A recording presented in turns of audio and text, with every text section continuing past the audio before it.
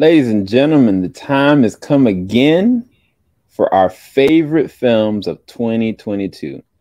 I have here two members of Team JVS, Jorge and Lucas. What's going on, gents? I almost fell asleep during that intro. Man, Hey, I took a how's lot of everyone time to doing? put in that. Now, leave me alone. Clearly you did. Clearly you did. As it reached the 8-minute mark, I said, "Wow, You this know is what? We're like not gonna sitting go through there. Avatar." Like, okay, Not gonna go. That was all the different films for the most part this year.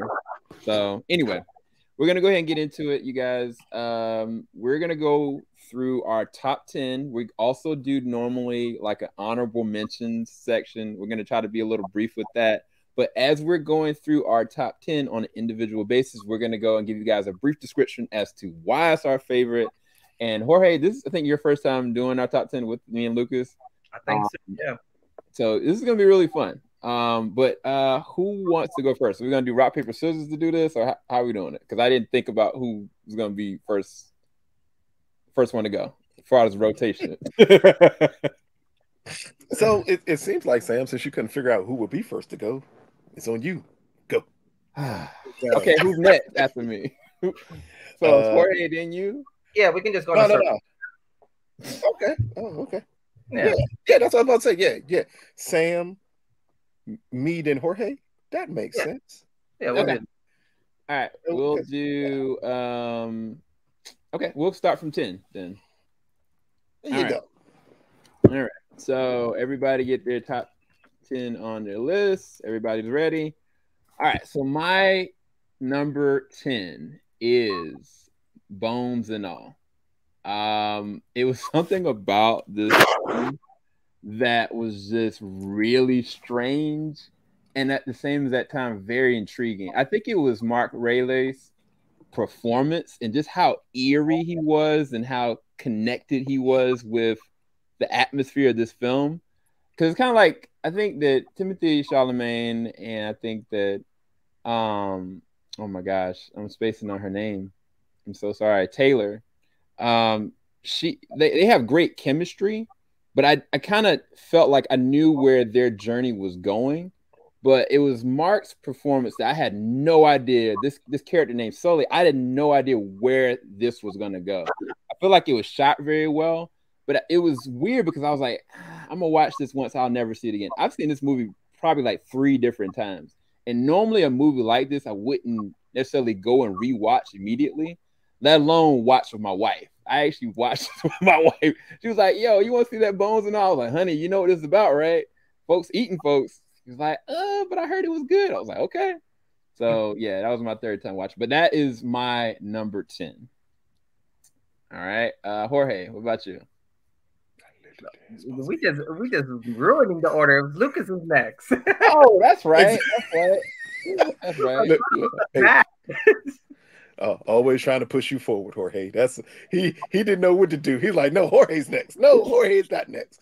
We're gonna so I do like cheating on my list from time to time. So my number 10 is 2 movies because I could not decide which one to leave off, and I was really close to leaving a really big movie of the year off, but I decided at the end just to mash these two up together because both of them I like for almost the exact same reason and just the scope of them. So my number 10 movie is Avatar: The Way of the Water and Sisu, which is a film I saw at the Toronto Film Festival, which is quite possibly for me the most entertaining film of the year. So those two are my number 10 pick. Sisu, which I'm never going to get to. I tried to say the director's name properly, and I don't want to mess his name up, but I'm going to. I think is Jamari Helander. I think I'm saying his name right. Directed this mash up grindhouse film that is amazing. It's action packed from beginning to end. It's very reminiscent of the Clint Eastwood westerns, where it is a man with little words but lots of action in it.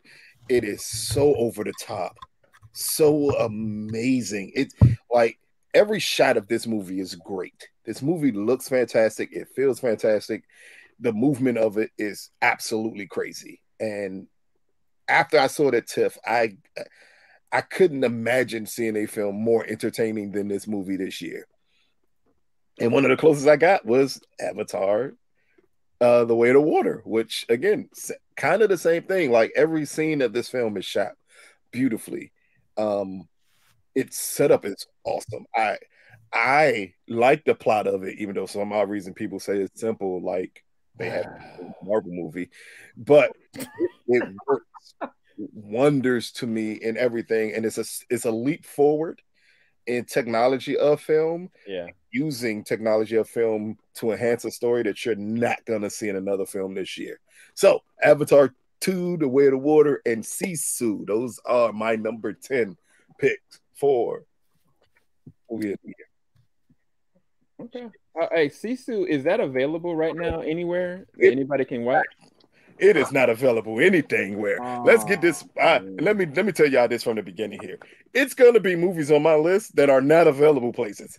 I saw them in 2022. So they're going on my list in 2022. I'm just going to warn you ahead of time. This ain't the first film you're going to hear on my list that is not available currently anywhere. And Sam should know this because we did this the last 2 years. In 2020, it was, I want to say, Boy Behind the Door, which was on both of our top 10 lists and did not release. And I can't remember the exact film it was for me last year that I did the exact same thing. But if I saw it that year, I count it. So Sisu, Avatar, Way of the Water, my number 10.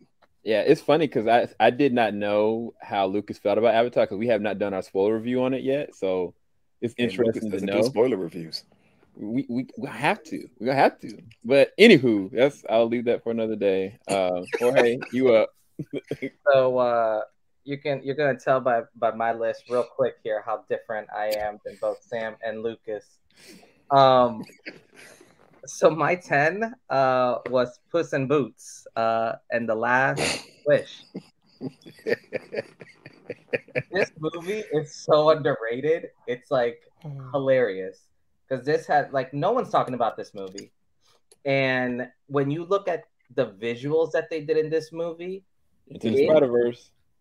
Yeah, like it literally is phenomenal. Like this is one of the few like animated movies that I think took so much cues from anime in itself. Yeah. And it looked phenomenal. And the Big Bad Wolf, like, dude, oh my gosh, yes, like if you've seen the movie, like he was a beast. Oh my gosh, you understand. But I think everyone did like so amazing in this movie, and you know, like yes, I get stuck with a lot of the kid movies, but it was because with my kids, like I watch some of these movies and I just kind of see their reactions to it. This was one of the few movies that we saw that almost immediately after we saw it, they wanted to see it again. Like it just hit them in a different way.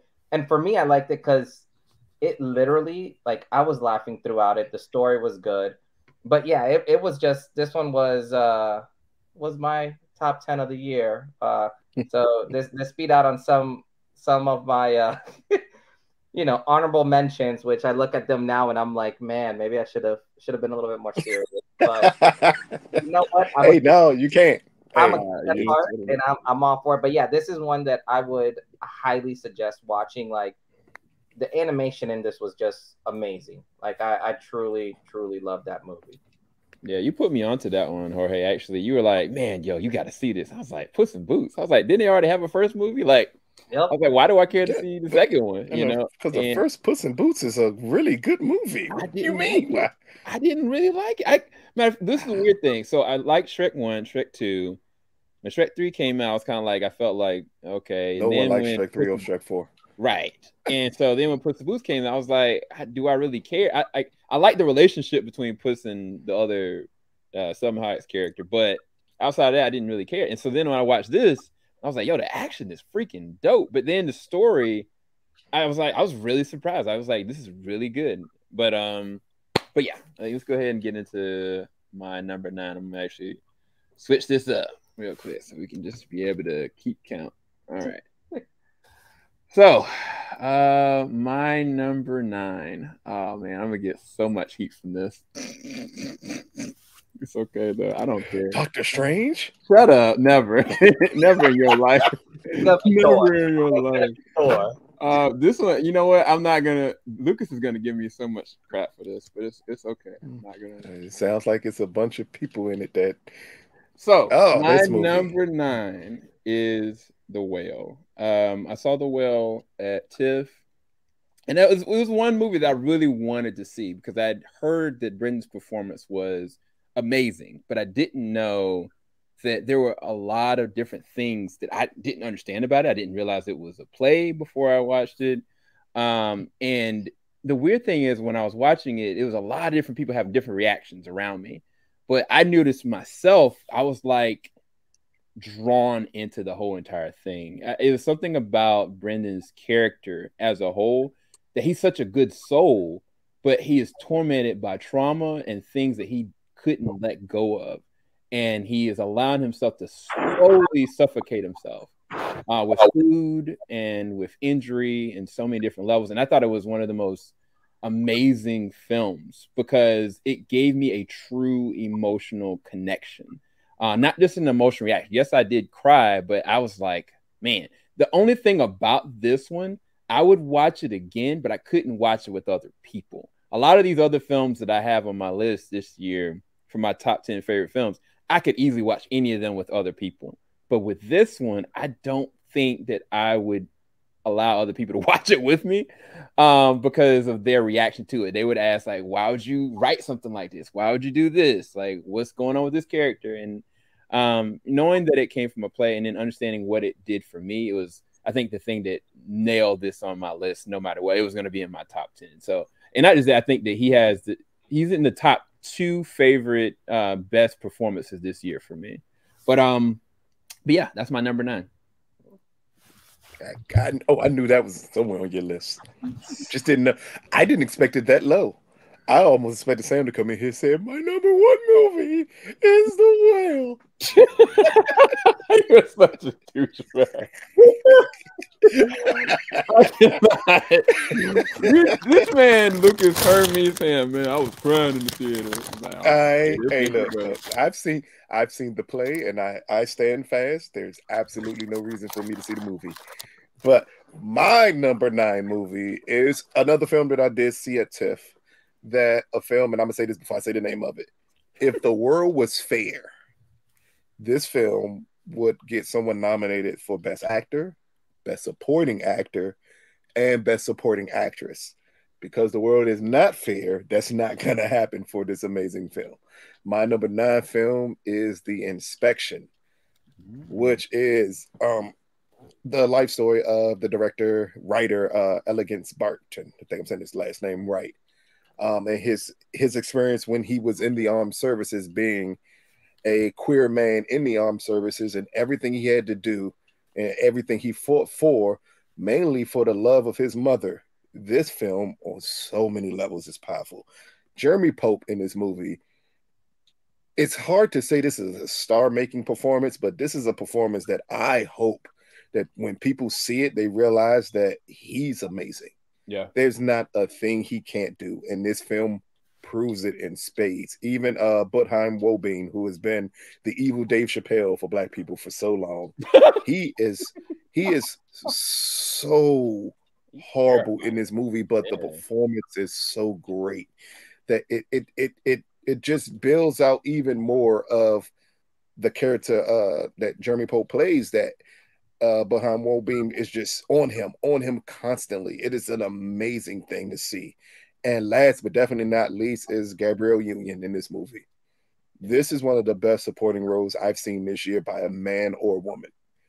And she's not on the screen a lot, and it did remind me of Viola Davis when she was in Doubt, where it's not a lot of screen time, but the screen time she has is so impactful. She embodies everything that moms who feel like they've lost control of their kids' lives, or they had it pictured in their head who they would be, and then that disappointment that hits them, and she does everything to him for him not to love her. But as Elegant said during TIFF, like this movie is kind of a love letter to his mom.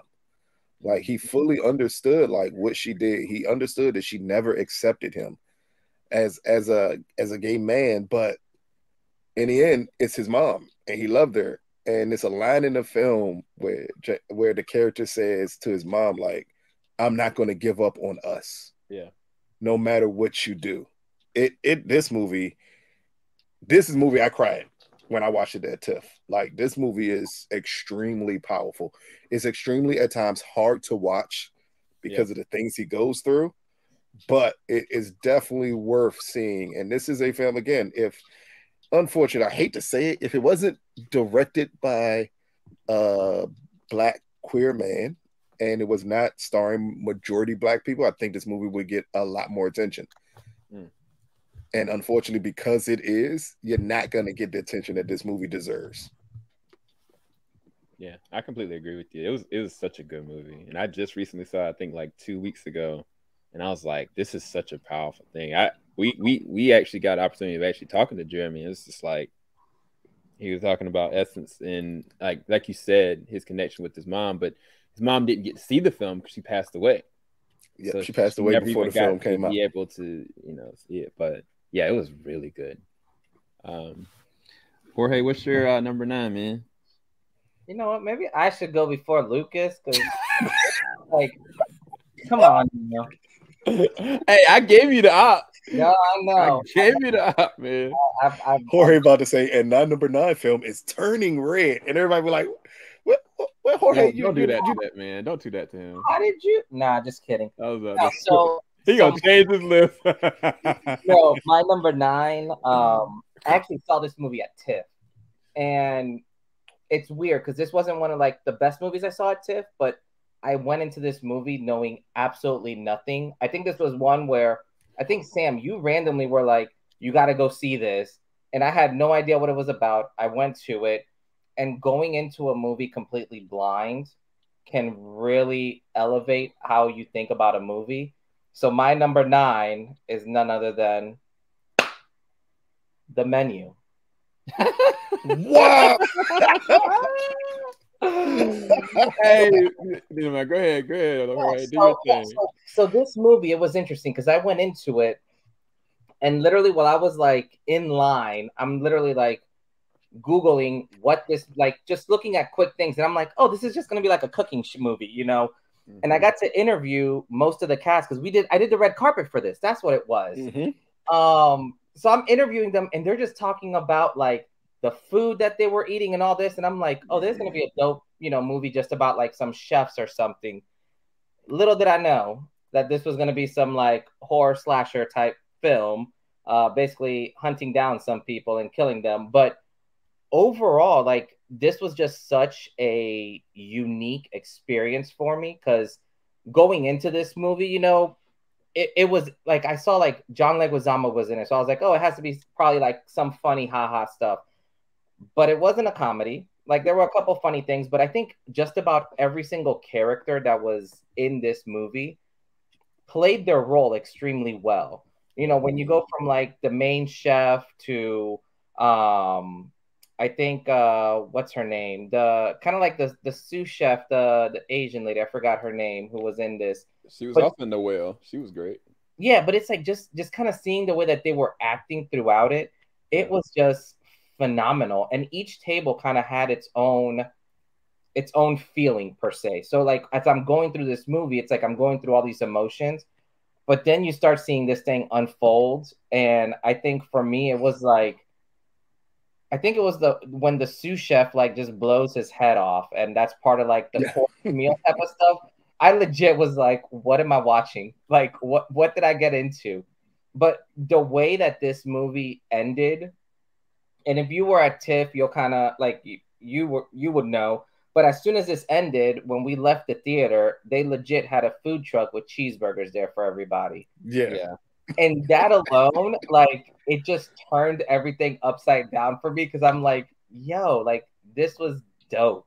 So yeah, for me, The Menu just ranks up there. Just not because it's probably on no one's top 10 list here, but the way that going into that experience and what I felt I had to put it on my list because it was one of these few movies that I just went in completely blind, and I really enjoyed it. And I don't know what the replay value would be. I don't know if I would watch this like 6, 7 more times, but at least for that one time going in it that way, like it was great for me. But yeah, that's my top 10, right? Or top 9, I should say.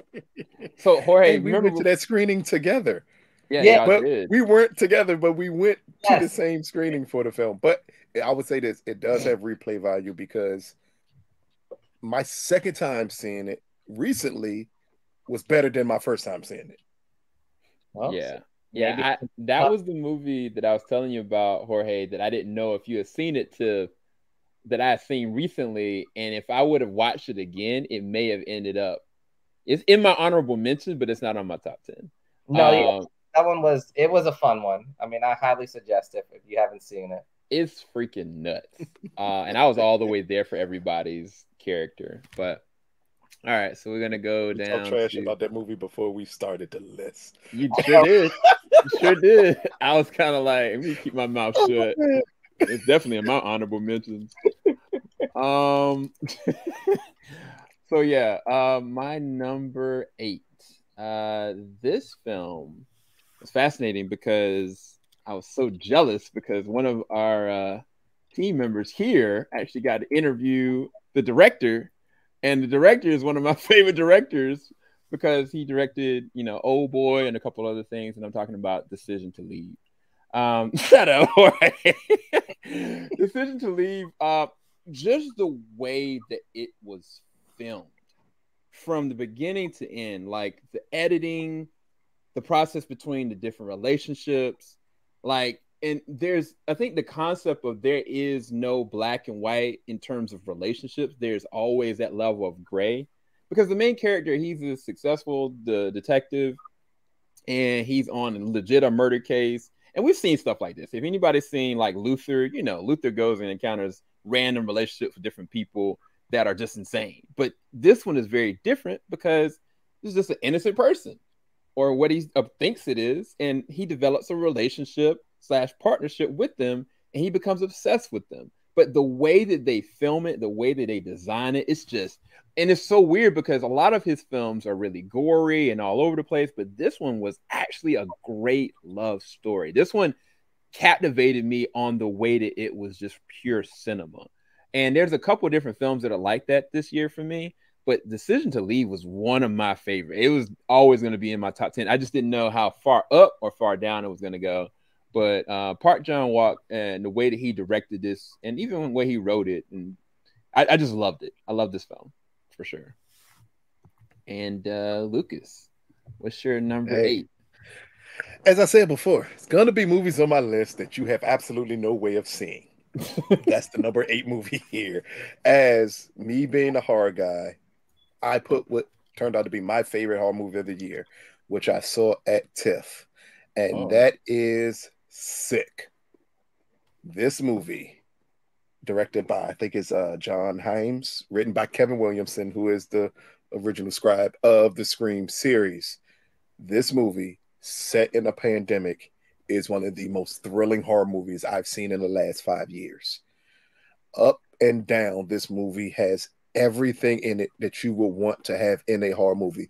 2 amazing leads that aren't stupid, that don't make childish mistakes, but it's also wrapped around in a pandemic storyline that helps add to the fear factor of this film.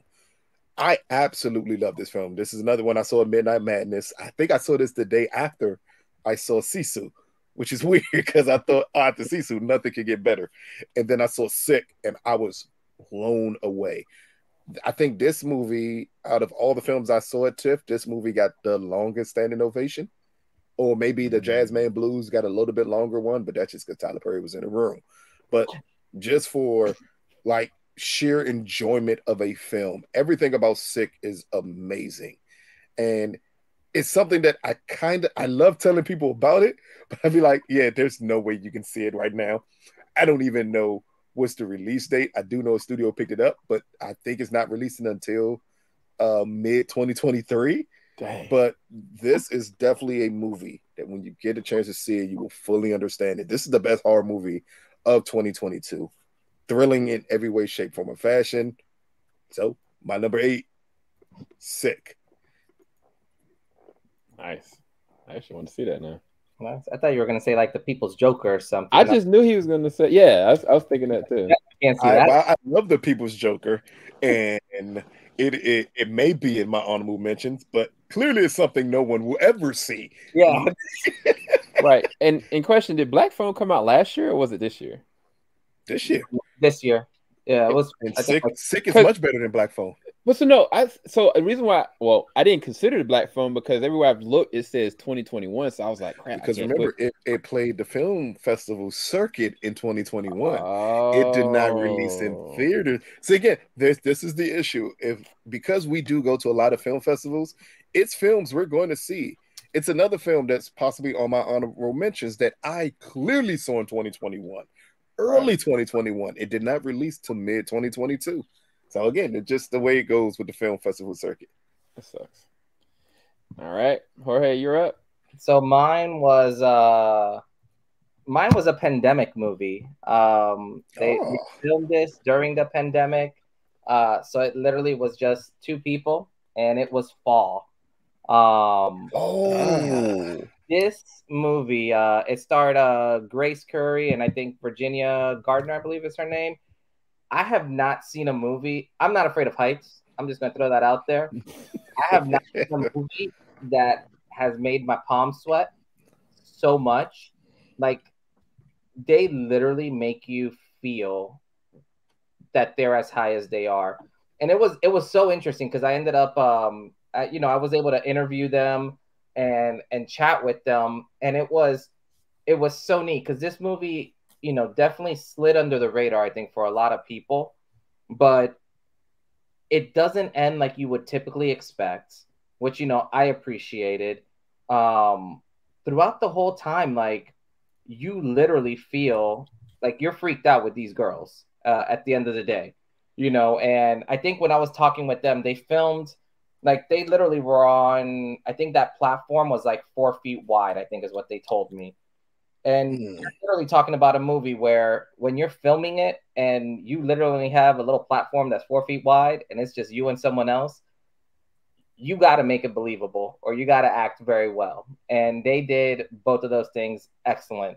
This is one of those films that, I think you should definitely watch it once. If you're afraid of heights, I would strongly don't watch it. But it definitely, even the way it was shot, I mean, it was just done, it was so simple, but yet so beautiful. And like little things, I think this year, one of my biggest things that I focused on in a lot of movies was sound. And being able, like the way that they engineered some of the sounds, like when they're climbing up a ladder and like you're just hearing certain little rings here and there, it was just done very well. So this one, definitely, I thought both of them did a phenomenal job. This is definitely one to watch for sure. But no, Fall was definitely up there for me. I enjoyed this one thoroughly. Have any of you guys seen that actually? I haven't seen it. I will never watch it again. Fights. And there were moments in this movie where I closed my eyes while it was going on because I said, nope. I was getting vertigo watching it from home. So I should tell you. Like I wish I would have seen this like in an IMAX just to like try to I'd have walked out. Vision that. But yeah, no, this was good. This was a good one, guys. It was one of the best shot films this year too. Yeah. This movie, man, I don't know how they managed to get some of these shots off the way they did. It is fantastic. Yeah. All right, Sam, back up to you. Of course. Let me remove this 8, change it to a 7. Are we already at 7? Yeah, we're Time already for Sam to say Wakanda forever. Go ahead. You are. Oh my God. I'm not gonna even do this with you. Or is this where the hierarchy of DC has changed forever? Is this you are Sam such an evil person. You are you have such an evil heart. Okay, look. So Made me laugh. This movie right here is to me the ultimate underdog film. It came out of nowhere, very low budget, actors that haven't acted in over a decade, and honestly, two of the actors in this one to me could easily be up for top 5 best supporting actor and actress, and I'm talking about Everything Everywhere All at Once. So Ki Hun Khan, Stephanie Su, Michelle Yeoh. This is their film, but Stephanie Su, who plays the role of Joy, who is Michelle Yeoh's daughter, I think she gives one of the best performances this year, and it's not just the fact that she is just natural, like she's very fluid with the way that she acts, but every single incarnation or variant of her character she plays to the T. It is fascinating. And the thing about Ki Hun Khan, like, I mean, we haven't seen him since Indiana Jones. I mean, the fact is this man came out of nowhere, and it's just fascinating to see how he just owns this role. And I mean, as a film in general, like I know a lot of people are kind of like, oh, well, it's up for this, it's up for that. And I'm like, y'all don't understand, like, how is this happening? And I watched it for myself, and I've only watched the movie once, only once. And I feel like if I watch it again, that it's going to go higher on my list. And that's the thing. Like, I kind of wanted to wait and delay this a little bit so I could watch this again.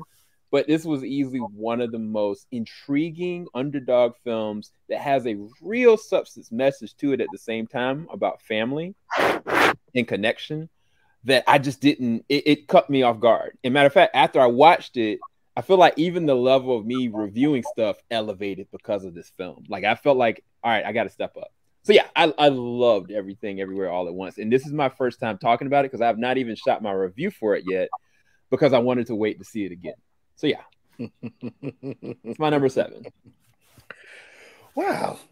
So my number 7 film is, I've called it for a while now, and that's why I laughed. I called it the movie Marvel wished they would have made. And my number 7 film was Everything Everywhere All at Once. As I said, when it came out, and I saw it way before Sam, and I said, this is what Doctor Strange should have been. Yeah. This is the film that it should have been. I feel odd repeating some of the stuff that Sam just said, but this film is immaculate. This film is shot beautifully, acted beautifully. Michelle Yeoh is, man, if she doesn't come away, and I know it's other people who are up there for it, but if she doesn't come away with Best Actress, it would shock me. She is amazing in this film. Yeah. Everything about this film, it's so out there. It is so different, yet the storytelling in it is so timeless. It's as close to perfect as a movie can get that wants to be out there, because you don't get that anymore. You don't get, this reminded me like of a great Wes Anderson film. Yeah. The way it moves, the way it operates. So yeah, again, Sam just spoke about it. I laughed because when he said number 7, then I looked on my list. I said, God darn it. As different as our lists probably are, I don't know how we landed on this film at the same number. This happens every year, you guys. Every year we do this. It's either 1 or 2. We land on the same number some kind of way. And it's like, whatever. But yes, my number 7 film is Everything Everywhere All at Once. Oh, man. Jorge. Hey, Jorge, you better not say it. My number 7 film also.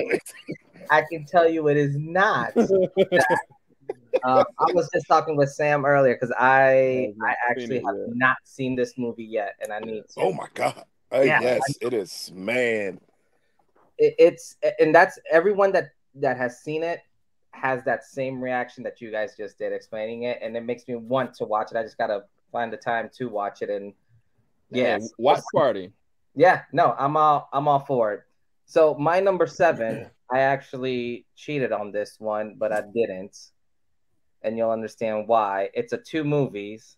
Oh my God, I know what it is. I'm going to type it up. Yep, you can start putting it in. But this is basically X and Pearl.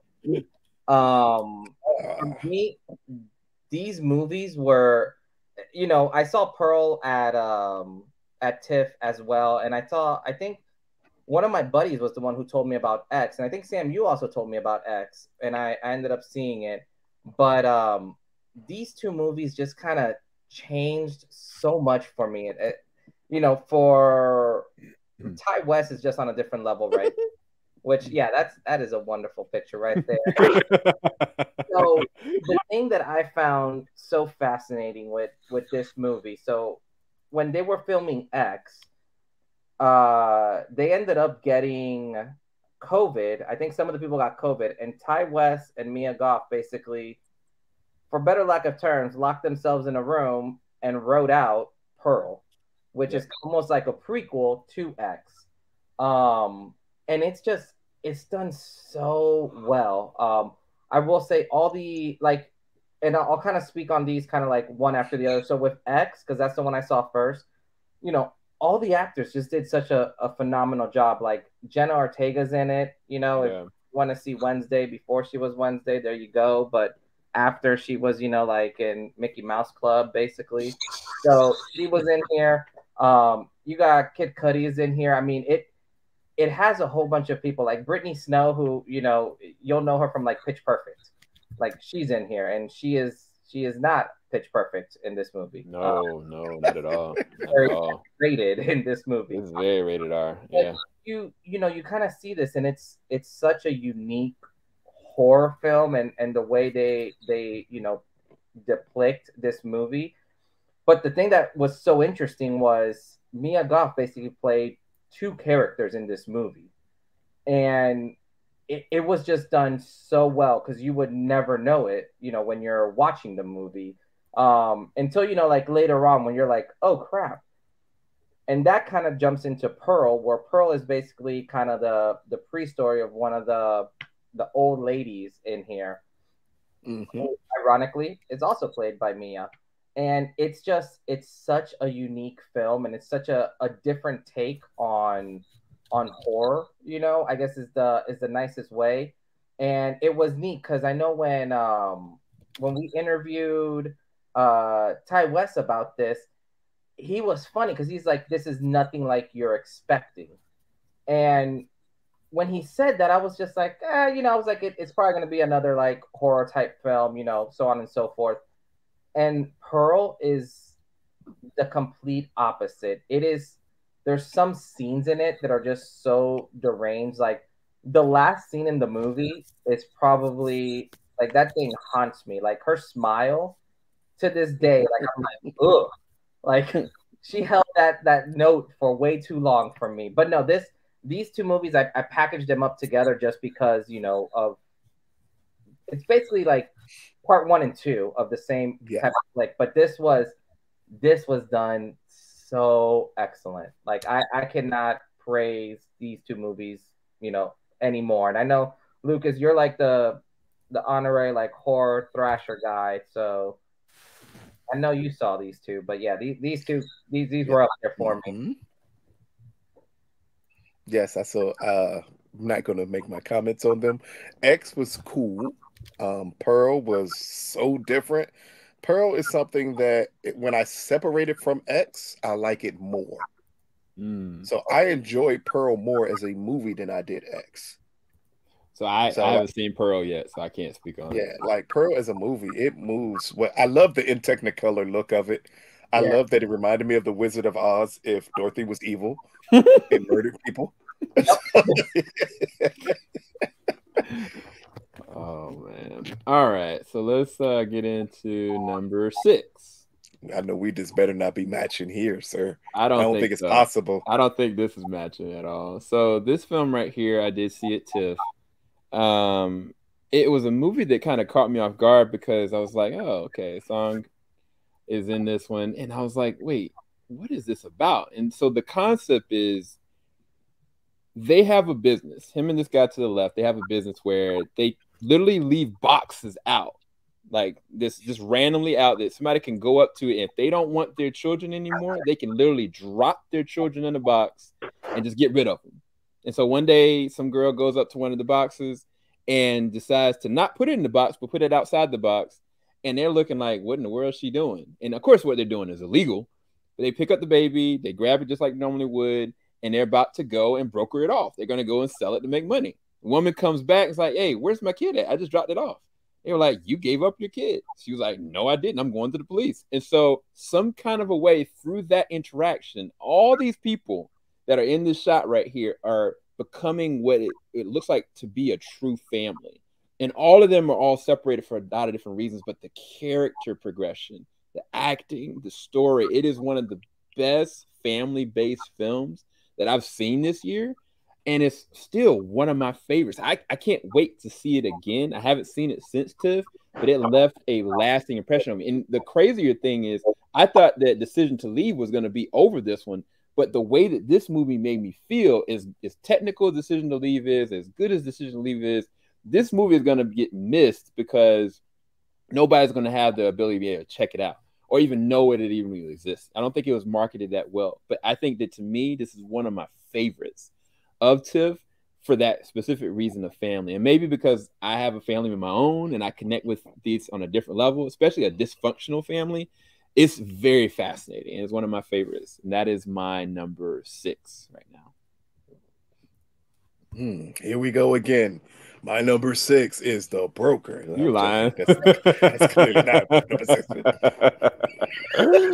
You lying, but my number 6 film, I want to say it played at last year's Sundance Festival.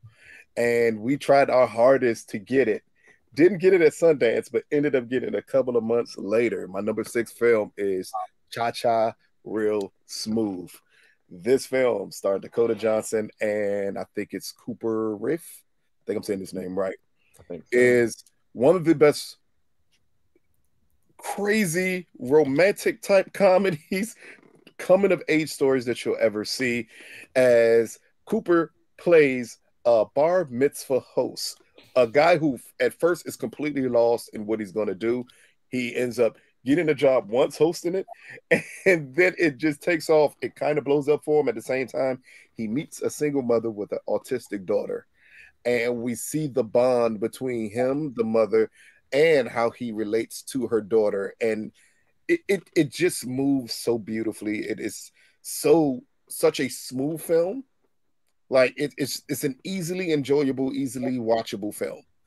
It's at times difficult when we do get to the aspects of how would their relationship work in a situation where you have this young man who's just at times seems just lost, completely lost in the world, and you have this mom who has such a responsibility to her child, but at the same time she's falling from someone who she should look at as a kid. Like it blew me away when I saw it, because I think it was Sam who really wanted to see Cha-Cha Real Smooth, and I kept on saying, this is not something for me, I'm not going to watch this film. When I sat and watched this film, it just absolutely blew me away by how amazing each performance is in it. Dakota Johnson, again, I don't know if this is the year of actresses just dominating males in just their performances in general, not in this film, but performances in general. She's amazing in this film. As just a single mom who just is trying to do whatever she has to do to make her life better for her daughter. Even this scene right here, with all of them with these shirts on, it is a cringeworthy story of how they ended up with these shirts, as she ends up having a woman accident during a party. And because he didn't want her to feel left out, he had all of them get these shirts. That way she felt like, so it felt normal instead of it just singling her out for what happened to her. This is an amazing film that I think it's on Apple TV. And if you haven't seen it, please check it out. It is my number 6, Cha-Cha Real Smooth. You know the sad thing about this, Lucas? I still ain't seen it yet. See what I mean? See what I mean? That's the sad. I was one told you. We have to see lots of movies a year. I understand we all see hundreds of movies a year. But how dare you, sir? Look, I wanted to see it. Okay, go ahead. So my number 6. This was probably, I think, one of my top movies at TIFF that I saw. I ended up staying, and I guess the director and the actress were talking afterwards, and because of it, I got to miss the people's Joker. So this yep.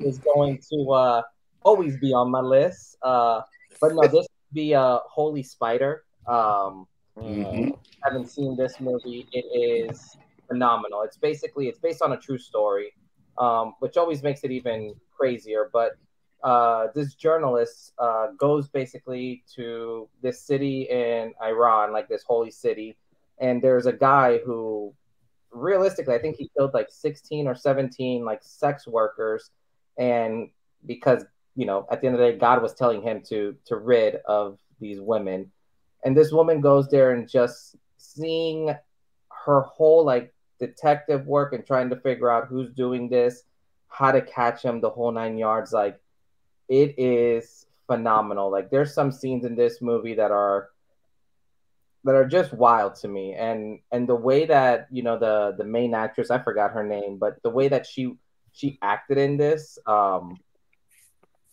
would say, and I agree with you, Lucas, this is one of those years where the women have by far outacted a lot of men around here, but she deserves so much credit for this. And it was interesting because she wasn't even supposed to be in this movie. She actually was one of the writers, and the person that they pick, I think something happened. Either they got sick or they couldn't make the movie. Something crazy happened, and they started doing auditions. And when the director, he was like, "Hey, why don't you just read some of these lines? Let's see how you do." And she's like, "No, I'm not trying to do this." And they're like, "We don't have time. Like, why don't you read some of this?" And she read it, and he was like, this is perfect for you." So it's one of those things where the more you kind of look into this movie and look all, just kind of all the craziness that's involved with this chase, and how she ends up finding this guy, and everything that happens, once he, for better lack of terms, goes to court. Like, it is just out of this world. This is definitely one that, if you want to see a straight up thriller that, you definitely are just trying to figure out how it's going to end. Like, this is a phenomenal movie. Something I cannot, recommend high enough. Hey, let's see. Number. Oh, shucks. We are at the halfway mark, and our list, besides Sam still in my number 7, are completely different. That is true. Yeah, it's gonna be really interesting. I highly doubt the rest of my 5 are gonna be anywhere near what Lucas is gonna say. I'd be surprised. I would say, out of my remaining 5, we have, all 3 of us probably have at the minimum 2 of the same movies in the top 5. I don't know. We're gonna see. I almost guarantee it. Okay. But go ahead. We're gonna see. Because some of these I don't think y'all seen. But anyway, we're gonna go there. Turning red yet, Lucas? So I'm excited to see where you have that in your top 5. hey!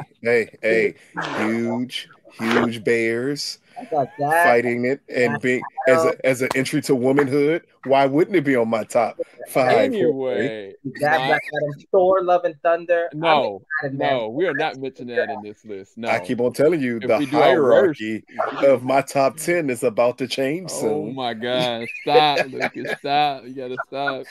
Anyway, talk about dark comedies. So this movie right here, to me, was probably the best dark comedy I've seen, that I just didn't want it to end. And I looked at it at TIFF as well. Or was it TIFF or was it New York Film Festival? I can't really remember. But I'm talking about Triangle of Sadness. Triangle of Sadness, it's got such a random cast. I mean, you could probably pick out Woody Harrelson in there, but the cast in and of himself is basically, it starts off with this guy that's a model. It literally starts off with him, and he's dating a supermodel. And him and her go on this yacht, and Woody Harrelson is the captain of the ship.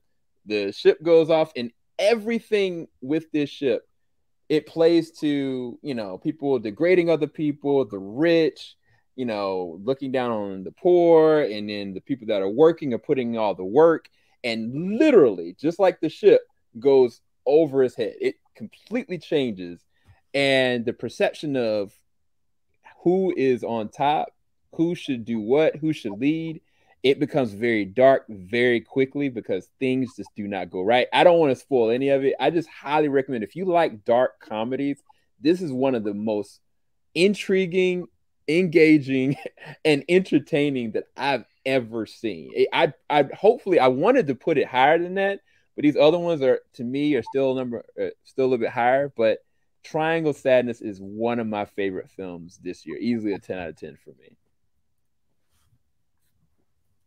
All right, Lucas. Yeah, clearly we are not having the same number 5 film here. I told you that. My number 5 film is, for me, the best comedy of the year and the best romantic comedy I'm going to say I've possibly seen in the last 10 years. And that is Bros. No, Bros is one. Bros, which is, I recently saw this movie about 2 weeks ago. I knew really nothing about it, and I said, well, I'm hearing great things about it. I'm hearing great reviews about it. Let me check this film out. This film, to me, is one of the films that flips or finally gives fresh light to the romantic comedy genre. In every way, shape, form, or fashion, this works, as we get the uptight, played by Billy, who plays just the uptight gay man who he criticized everything humanly possible in any way he could possibly do it. And then he just meets this amazing man at a club. And I don't want to say what type of club, because this maybe your children will watch this. But it's a club where he meets the guy as the guy's about to have adult activities with a couple. Whoa. When I say this leads to some of the funniest moments I've seen on film this year, down to, before this happens, it's a scene where they are opening up the first LGBTQ museum in New York. And I'm just going to tell this one joke before I get to the rest of the film, because this was the most hilarious thing in the world to me, where you have a gay man, two gay men, a gay man, a bisexual man, two transgendered women, and a lesbian there. And the lesbian says, as he asks for the final exhibit, she said, hey, you remember the big whale at the New York Museum of Art? And they like, yeah. She said, how about we do it with a lesbian? And it's a picture of Jodie Foster hanging from the roof. It's the funniest. Oh my goodness. It's the funniest thing. I laughed so hard, and I went back to that scene so many times. This film has so many moments where it is sweet, it is touching, it is heartfelt, it is laugh out loud funny. It is, to me, it's criminal that more people didn't see this film in theaters. I understand that some people may not be well adjusted enough to see it. But if you are, you're going to see a romantic comedy that just sticks out from any romantic comedy I've ever seen. And again, it's a top 5 film for me this year and the best comedy of the year. So my number 5 is Bros.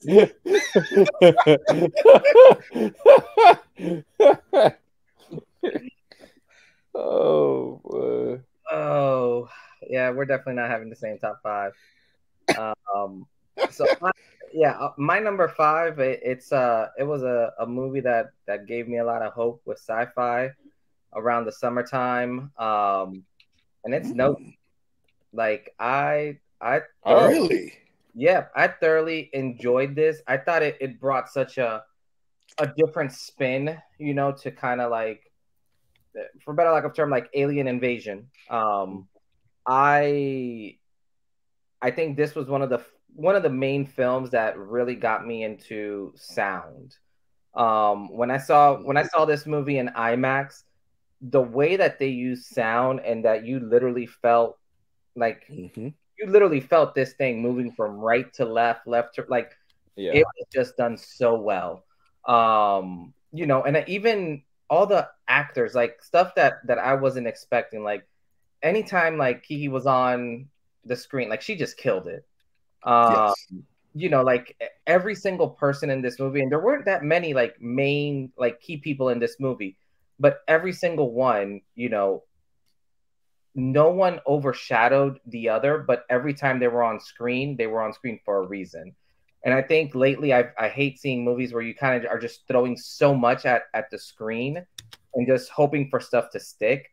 And I think this was one of those movies where sometimes there wasn't much on the screen except for the sound of something. And you kind of start letting your imagination ride. And then near the end, like when you finally see what this, thing is, like it was just so well done. This is another, oh yeah, gosh, that and the monkey scene. That monkey scene is amazing. Yeah, like there's just certain things in this movie, and it's like just like for me, like Ty West has been crushing it, this past year, with like Dem, he did X, he did Pearl, like Jordan Peele, like this dude is batting 1,000 as well, with like Get Out, Us, and now this. It's one of those few things where everything that he's been doing and the way he's been portraying what he wants to, like it just comes through very clear to me. And yeah, this movie was just great. So yeah, this was my top 5 right there. All right. Wow, Jorge is coming through with a list that you have 2 movies that I clearly reviewed, and neither one would be in my top 30. That is 30. I'm gonna say top 30. But I would say this: Keke Palmer is great in this film. Yeah. Like, I've been waiting to see her in something where people finally started to take notice of how amazing she is.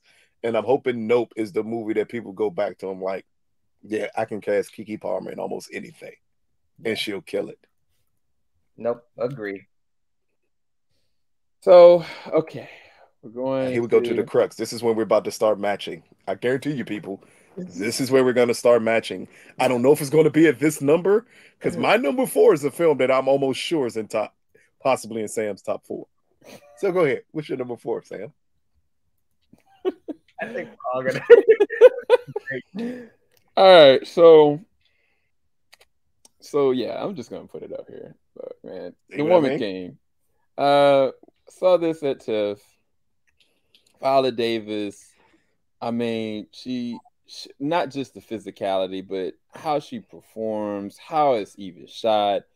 I mean, the ensemble is freaking dope. Like the fact of the matter is, I'm not gonna say it. I was gonna say this is a better Black Panther than Black Panther than another movie, but I can't say that. It's a better version of Wakanda Forever. I can't say that. I'm not gonna say that. We know it is, but we know it is. It's fine.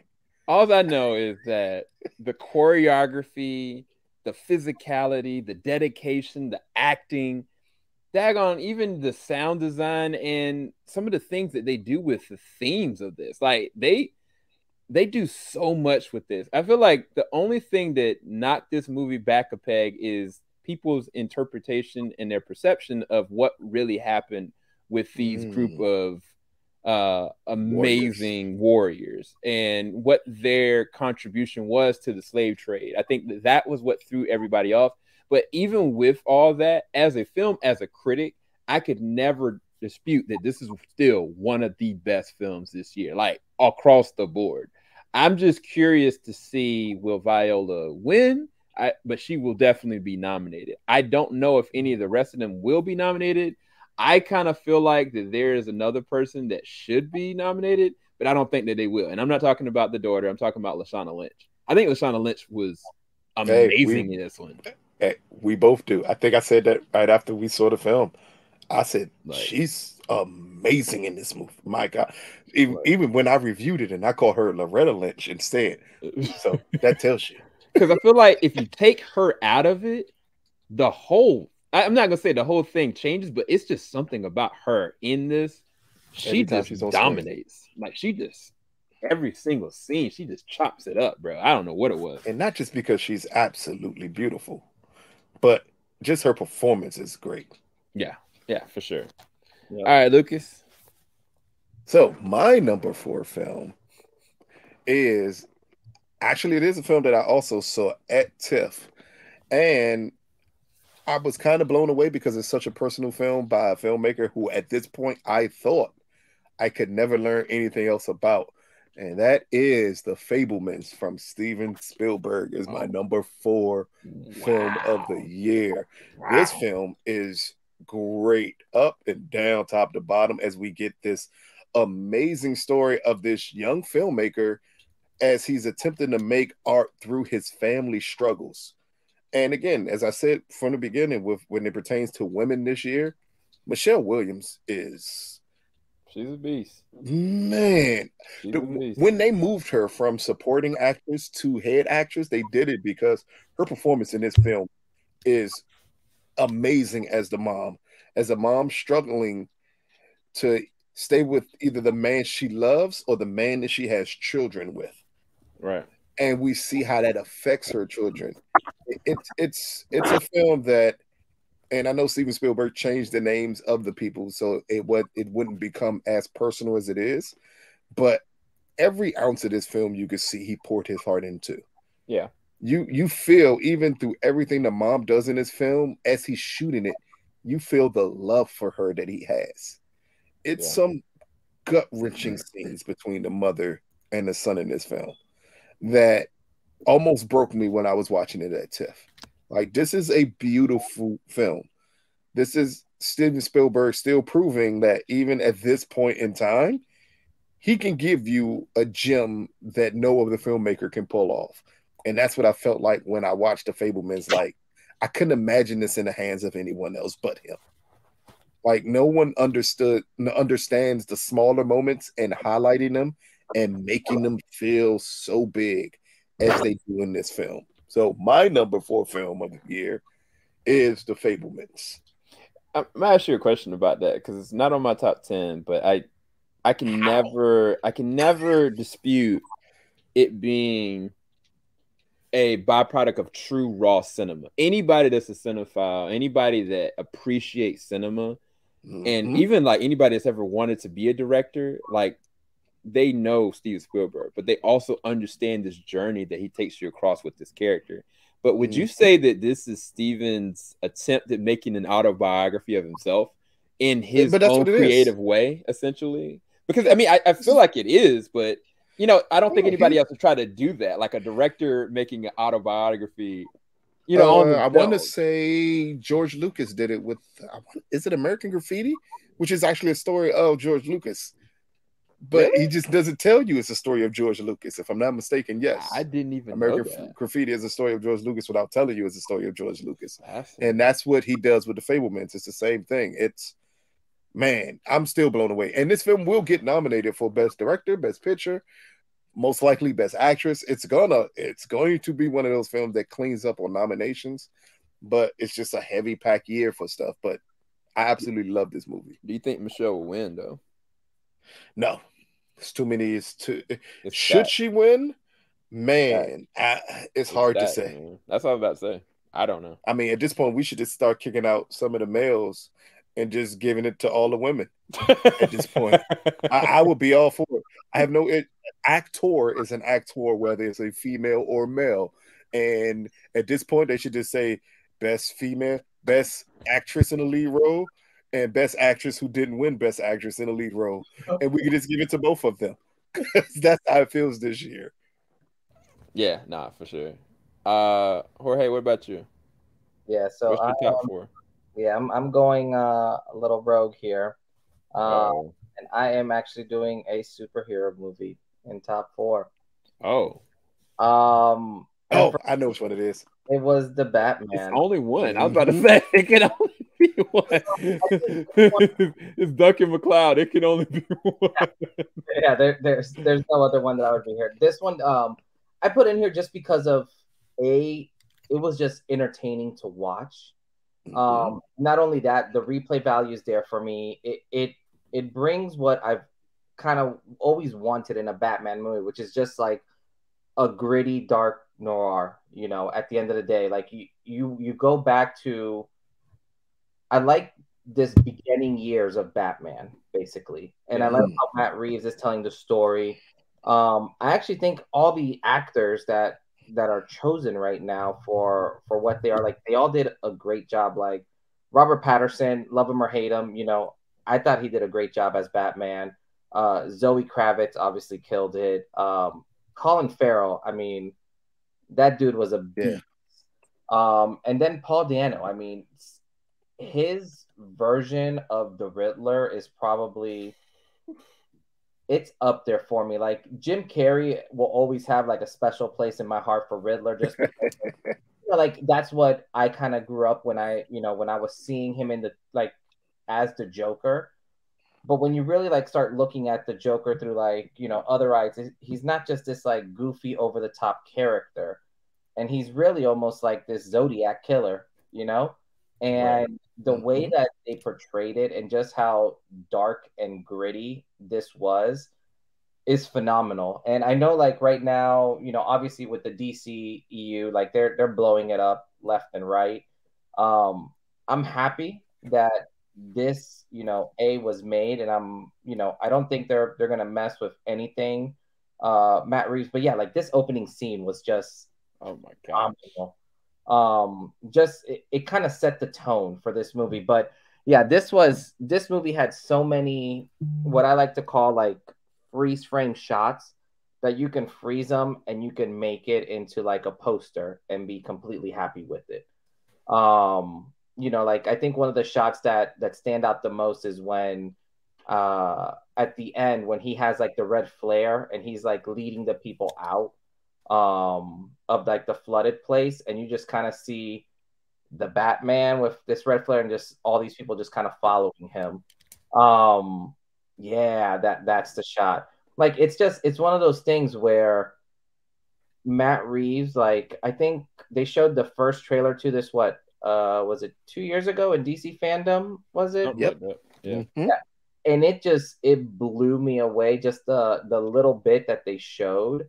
And I would be the first one to admit it, because I was dogging the Batmobile like crazy. And then next thing you know, when it actually like showed up in the movie, I was like, oh, okay. I'm like, it's functional. I get it. And that chase scene that they did was for, like this had just so many gems in it. But yeah, this movie is definitely replay value, fun value, and just a good old Batman movie. You can't go wrong with that. Yeah. I clearly expected this movie to also be in Sam's top 10. It still may be. He still has 3 films left. That's 3 to go. But it's also sick to see Paul Dano play that role and then turn around and play Mr. Fableman in The Fablemans. Yeah, that was so weird. Oh my god, because he is like almost the perfect dad in every aspect in The Fablemans, and then he's trying to murder Batman in the other movie. Right. It's so like the weird. range is amazing. But I mean, Colin Farrell is the same way, because Colin Farrell was playing, interesting Riddler, and then he goes to, the Banshees of Inisherin. And what was that other film with him and it was him and a couple. I can't remember the name of that one. But he was real versed this year. But okay, let's go ahead to my number 3. Let's see here. So my number 3, it was long. I didn't know what this was gonna be about, and to be truthfully honest, I didn't even understand what the difference was of a Tollywood versus a Bollywood movie up until this. Oh. And I'm talking about RRR. RRR, in terms of just raw cinema, it had everything. It had music, it had dancing, it had a very compelling, engaging story. It had amazing act. Like these 2 actors right here do so much. And it's not just the fact that they're very charismatic, they can sing, they can dance, but their physicality. Some of the scenes, the opening shot is, and I was telling Jorge about it because Jorge hadn't seen it yet. It's literally one of these gentlemen right here, and they're a guard, and they're trying to protect like an area, and all of a sudden, like some guy throws a brick at a painting or whatever, and his commanding officer says, "Go and get that man." And surrounding them is close to about 200 to 500 people. He goes, jumps over, and systematically goes and tries to hunt down this guy in front of 500 people. And I hadn't seen anything like that since The Raid, honestly. Like, it's something that Gareth Evans would be doing. And so the fact that they had all that, and I talked to the director, and he was kind of like, he went through a lot of struggles, not just financially, but through COVID and through all these different journeys to try to make sure this came to film. I thought this was one of the best films this year. It is 3 hours. It is long, but it's still one of my favorite films this year. I was blown away by it. Yeah. So that's my number 3. ARG for short. That's not what it stands for, just so y'all know. Oh my God. My number 3 film, ain't no reason to beat around the bush because Sam already named it. My number 3 film is The Woman King. Like, I already said, it's going to be some films in this top that we are going to all agree on. I assumed. I'm still giving Jorge a chance. I think Jorge's going to put The Woman King up there too. But this film is so powerful. And what makes it more powerful, Viola Davis gives an amazing performance as the chief leader of this army. But what makes it more powerful is the supporting cast here. Yeah. It's an actor in this film who I give the hardest time in the world. But he clearly pulled off the best African accent I've heard from a mainstream actor in the film, and that is John Boyega in this film. He is great in this film. Miss Lynch is amazing in this film. I think the supporting cast carries this film along with some of the best directing you're going to see. This film is a film that gave Black audiences so much hope because it showed us in a different light. And it's a different light in a time period where this is actually a true story. Granted, it didn't dive as deep as Sam brought up as people would have wanted to, and that this tribe did participate in the slave trade. But then if you're going to focus on that, to me, you're missing the beauty of this film. Right. You're missing the beauty that this film was even made. Exactly. You're missing the beauty of the film of Viola Davis as a woman of higher age who pulls off this performance. This powerful, gritty performance. And even when she had to be touching in certain scenes, she pulls it off with such grace. Like, I loved everything about this film. This is a film that if I had a daughter, I would have taken her at least 3 or 4 times to see it. Just to understand where your people come from, understand the power that you have within yourself, understanding that you can push yourself to any limit you need to. And I just love this film.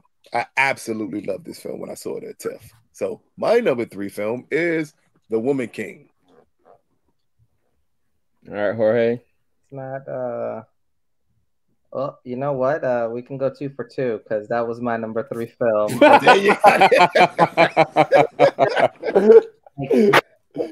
You guys have basically said it all, but I mean, this is one of those movies that. When I think about girl power and stuff like this movie embodies that. Yeah. This movie shows, like, at the end of the day, like, what a powerful woman can do. Right. And I think Lucas brought up a really interesting part about Viola Davis, which I liked. It's not just the physicalness of powerness, but also like how tender she could be in certain scenes. Mm-hmm. And just seeing how effortlessly she flowed through this movie, in terms of some of the difficult stuff that she had to deal with, some of the not so difficult. This is one of those films when my daughter's old enough, she will definitely be watching this. Because this was such an empowering film. Like, I know when I got out of this one, I think I ended up calling my wife and I was like, yo, I just saw a movie that you need to see. One of those things where you start seeing like all the little all the battle scenes that they were doing, and you start kind of thinking like all the choreograph that had to go into it. And I mean, these aren't your like, and this is, I say this with no disrespect, like, these aren't your prime, like 25-year-old athletes. Right. Like, these are grown women, at the end of the day, who, like, hell, I'm 40 and my back hurts every day sometimes. Who are you telling?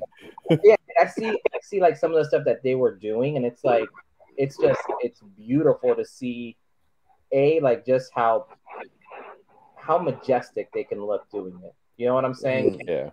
This movie, was phenomenal from top to bottom. And I think all three of us saw this at the same time, if I recall correctly, at TIFF. Yep. Mm-hmm. Yeah, we didn't sit together, but we saw it all at the same time. But this was, I think this was also one of our tops at TIFF. But no, this movie was beyond great. But yeah, exactly what all you guys have said. This, I echo that. This deserves to be in everyone's, top three easily. See, there you go. I knew it's gonna happen. I'm almost 100% sure it's one more film that's gonna be the case. But go ahead, Sam. Oh my God. Okay. And I think we may end up on the same number for all of us. I don't know. We're gonna see. Let me take this off. So, all right, number two. Number two, I'm not even gonna give an introduction. I'm just gonna put it up here. My number two is absolutely Top Gun Maverick. Easily one of the most entertaining films I've ever seen. Like this, the crazy thing about this film, Tom Cruise is 60 years old, I believe. He's either 61 or 60. I can't really remember anymore. 60. I want to say 60. And the opening of this, like he just randomly on his motorcycle, like he always normally does. All of a sudden, you see him trying to pilot a craft that should not be pushed to a certain limit. And I was like, I'm invested in this. I am anxiety ridden. And then after that, unfolding from that, then he's kind of like put into a situation where he's on a pip and he's having to raise up brand new Mavericks of his own. And the supporting cast, they work equal measure with him. It is insanely how amazing this film is. I just really couldn't believe how much I enjoyed it. Nor can I believe that this has to be nominated for a Best Picture. Now, I don't know if they're going to do it. Everybody has said that they loved it. Nobody's giving me any negative flack about it. Even the small little nitpicks people have, they still say this is an amazing film because it's a feat for them to be able to take something that. When did the first one come out, Lucas? 85, I want to say 86, somewhere in that area. That's crazy. That's 38 years ago. That's crazy. Near about 40 years. So the fact that this was able to do this, I am in awe of it. And yeah, it is easily my number two.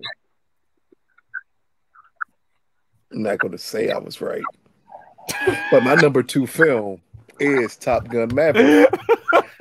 As this is the film that it signifies just how important movie stars are to films. Yeah, like this film can't exist without Tom Cruise in it. Who puts his charm, his charismatic nature up to 30 in this film. Yep. Like it moves because he moves. It operates as well as it does because of him. I mean, the supporting cast, while good, this movie lives and dies off of Tom Cruise giving an amazing, subtle performance. I think this movie came at a time where, as a whole, we've missed what the blockbuster is meant to be. We haven't seen it in so long, and we haven't seen it perfected this well in so long. Like, this is a Jerry Bruckheimer film. Like, let that stick to you for a second here. Like, that's a name. While it's synonymous with summer, it's synonymous with the big blockbuster. And here we get what at times, and one of the biggest nitpicks of it is that it feels like a rehash of the first one, but everything about it is just perfected well. Everything. Yeah. And it's rare that you get that in these big action set pieces where everything is perfected well. The scenes where he's training them how to fly planes properly is one of the best scenes of this year. Yeah. Like the way they cut the corners, the way they come around things. You get with this film, you understand why Tom Cruise went so hard for this movie not to end up on streaming services. And him saying, if we put this in theaters, people will go see it. Yeah. Like, this is an amazing film to me. So my number two film is Top Gun Maverick. And he was right, y'all. 1.2 billion later. I mean, look. One thing I didn't say about that is the cinematography. Some of the shots that they got for this, bro, nobody would dare do what he did. And that's the headshot where they're shooting Tom up and you see his head. That shot is phenomenal. It's ridiculous. And it was bad because I recently looked at Devotion and I was like, wow, these some really good. This is good here. You could have skipped that movie. And I was like, when I try to make a comparison, I was like, I feel bad for Devotion because I was like, it don't touch it.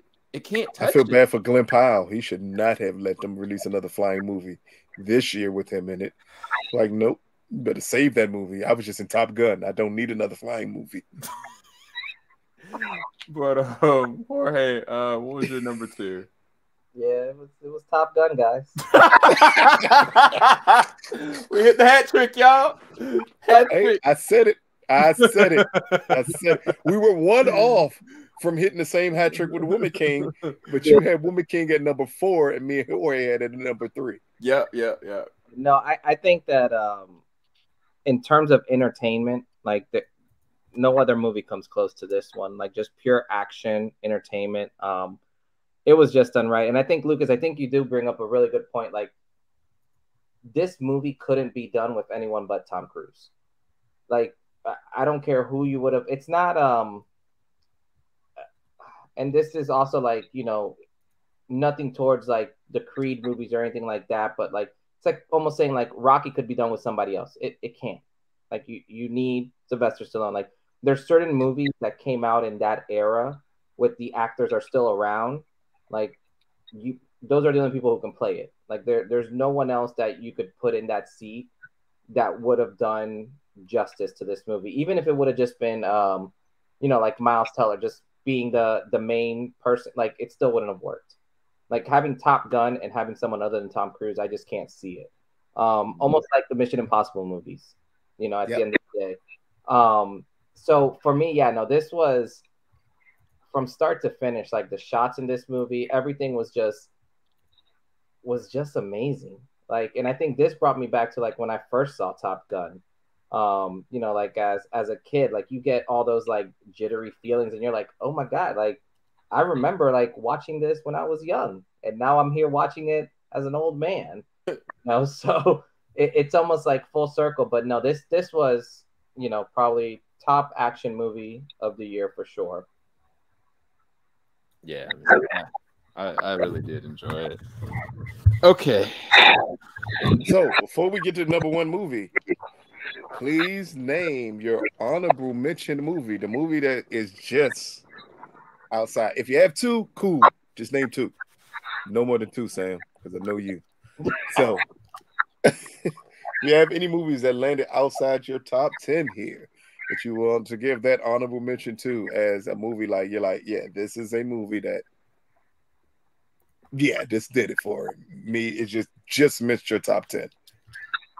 I misspelled honorable. I don't know what I typed, but it was not honorable. Man, that's hard, Lucas. You can't do that to me. Only 2? Only 2. Can I do 4? Can I? No. I'm gonna say them real quick. No, only 2 movies. You still got to explain the 2. So only 2 movies. I had 4 on my list too. Can I do 3? Only 2. What is with y'all? Can I do 3? 3 honorable mentions. Go ahead. All right. I'll be quick. One of my 3 is A Quiet. It's All Quiet on the Western Front. Now, to be fair, I know there was like 4 different incarnations of it, and this is the 4th. I'd never seen the other ones, but I had never seen a war film done like this to this scope. And it's still a foreign film. Now, I don't know if either of these gentlemen have seen it or not, but the acting, the cinematography, the essence of real war, it is unlike anything I had ever seen before. And I was just captivated by it. I thought it was amazing. Number 2, Avatar. I wanted to put Avatar up here. I wanted to find some kind of place for Avatar. Maybe if I see it again, I've only seen it once. I never got to look at it again. But it was amazing, dude. And we did a whole breakdown on the technicality of what he had to do, the undertaking, what he had to do for this. Like, this man, he went from 24 to 48 frames per second on 3D resolution. That is insane. Nobody's ever done anything like that. They've done it with general composite filming, but he did this with 3D. And it's still, the crazy thing is, he's still the only person that's shot completely with 3D. And so it's like he raised the bar. And it's like, and Lucas said it, from an entertainment standpoint, nobody does it like James. James understands how to entertain the audience. That's why so many people are perplexed. How does making all this money? Like, nobody cares about 3D anymore. But why are people going? Because they are entertained by what he's showing. Now, there's haters out there. There's haters that don't like the story. I personally was emotionally invested and resonated with what was going on with that, because I'm a parent now. I get this. It changed it to me, because when you go from like 2009, who Jake was and his wife is now, you know, they were different people. But when you're when you're a parent and you got to make decisions differently, it changes the whole scope of it. And I thought that he touched on that perfectly. My last one is Banshees of Inisherin. Banshees of Inisherin, low key, if I'm going and just saying what's the best movies this year, it's technically these are my favorite. This is my favorite list. This isn't the best films. It's always the favorite list. Yeah. Banshees of Inisherin might be the best film this year. Like, all around, like what Brendan did, heck, even what Barry did, but Colin specifically. Like, this film is so simplistic, but it's so well done. And it's so deep. But the characters are so real. And it's weird because the circumstance is just a simple misunderstanding, but really it's not a misunderstanding. It's like somebody's got their foot in the sand and the other person is affected by it. And it's kind of like when somebody makes a decision and how that affects everybody around them, that's what you get with this, for better or for worse. And it's so interesting. It's just one of the best films this year. So that's my 3. Okay. So we're making Jorge go, since you all forced me to do 3 films instead of the 2 that I already had. Go ahead, Jorge. But I can still go. No. I can still go. It does not take me long to get 3 films. So the first out of my 3 films is Causeway. This film is so emotionally driven. It is immaculate how much emotion is in this film. Yeah. Jennifer Lawrence and Brian Tyree Henry give 2 amazing performances.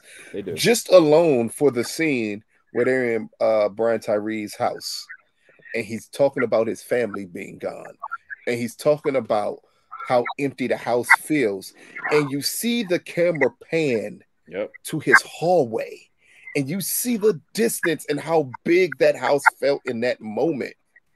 It is immaculate. This film blew me away when I saw that, Tiff, because this is 2 performances by 2 grade A actors just playing off each other. It reminded me of a film came out years ago called Sunset Limited with Tommy Lee Jones and Samuel L. Jackson, where it's really most of the time just 2 actors playing off of each other. And that's all you need here, as Jennifer Lawrence and Brian Tyree Henry bounce everything off of each other in this film. I absolutely love this film. My second is, again, I said it's going to be films that you can't see. This is a film I know Jorge saw it. I think Jorge saw it at TIFF also. And this is Biosphere. Yep. With Sterling K. Brown and Mark Duplessis. Am I saying his name right? Yep. Yes. Like, just about it. This is an apocalyptic end of the world scenario, and 2 people being trapped in a bubble with one another, and the hijinks and the real life situations, and just having to come up with tough decisions. I absolutely love this movie. It's so touching at moments. It's scary at moments. It's hilarious at moments. It's everything you would want in a film wrapped into one. This is a film that came so close to bumping Sisu and Avatar out of my top 10 because I loved it that much. And with the political commentary behind it about someone not being the smartest person becoming the president of the country. It worked on that level also. And my last film, Knives Out, Glass Onion. Mm. Janelle Monáe Yes. is amazing in this film. Absolutely amazing. Daniel Craig again playing a very feminine, queer detective works wonders in this film, but it's Janelle Monáe that takes this film to another level. She is so great in this film. And it's always good to get a Knives Out mystery. Like this film did not disappoint from what the first film was. And the first film was great, but this film just compounded on it. Much bigger story, a little bit more confusing, but the way we wrap it up, the way Daniel Craig puts on one of his best performances I've seen, it works wonders. So last of my honorable mentions is Glass Onion, Knives Out Mystery. That's a pretty good list. Pretty good list. Only reason I say that is because Biosphere is on, and so was Glass Onion. So wow, yeah, those two were honorable. Yeah, for me, Biosphere was one of the movies that one kind of got snuck into TIFF, and it was interesting because I did the red carpet on that one, and when we interviewed both Sterling and Mark, it was hilarious because no one in the red carpet knew what this movie was about. Like, no one had a clue. And the thing that was so fascinating is you go into this movie not knowing anything, and it was just a spark of joy. It was so interesting, so different, and just such a neat movie. And both of them played off each other extremely well. Yes. You know, and even near the end, like there's just stuff that happens in this movie that you you can't do anything but crack up. So I'll leave it at that. Glass Onion was my other one, and then so this was hard for me because I was torn between two movies, and both of them are very completely different. I'll end up putting, I'll say Jackass Forever ends up being on an honorable mention because it was just so funny. Like these guys, you know, they've if you grew up in like the 90s, like you looked at this show forever. And just these guys kind of finish off everything. And Johnny Knoxville is just a psychopath to me. Like that dude, he has no pain tolerance, which is hilarious. But just seeing everything that they did and how they did it, like this movie was just great. Like it's just one of those where I can literally turn this on in the background and just laugh, like not care. Yeah, like this silent one was hilarious. Like Steve-O getting like that guillotine basically on his shin and not making any noise. Like it's the stupidest thing ever, but it will catch me every time. Like this is one of those high entertainment, like I will every time I see a movie. So yeah, so this was, I would put this on my third. I was debating between this and Venus. And I think Lucas, you've seen Venus, I believe. Have you or no? I saw Venus. I don't think Lucas saw Venus. Okay. Yeah, I'm about to say I don't think I saw. Because it was a foreign film, remember? Yeah. Oh yeah, that's right. But it was Madness. But Venus was another good one. It was such a unique take on horror as well. But no, yeah. So those were my top three, which is oddly enough so very close to Lucas. So it's funny. Exactly. Quick, Sam, name your most disliked film of the year. Thor 4. I'm not gonna say that anymore. Okay. What about you, Jorge? What is your most disliked film? It ain't got to be the worst film. It just got a film you just disliked the most in 2022. Gosh, there were a couple. there were some at TIFF that I saw that I just did not like. I did see one at TIFF I didn't like too. Yeah, that I just like it just was what it was. But that one really, I don't even think that one has come out, so I don't want to say that. Hey, that's a good question, man.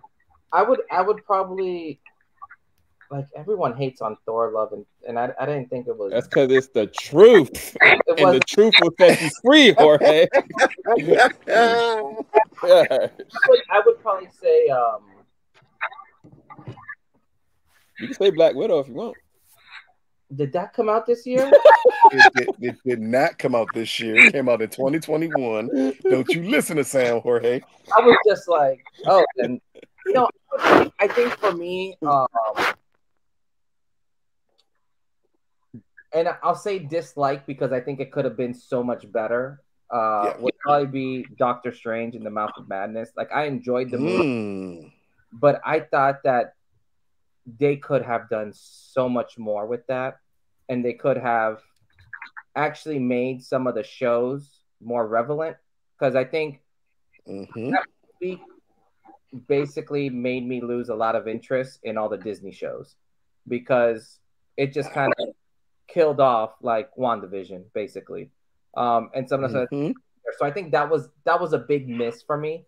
I still enjoyed, like, I liked the movie, but it was the biggest disappointment for me because of what it did overall, I guess, for film and all that in that Marvel universe.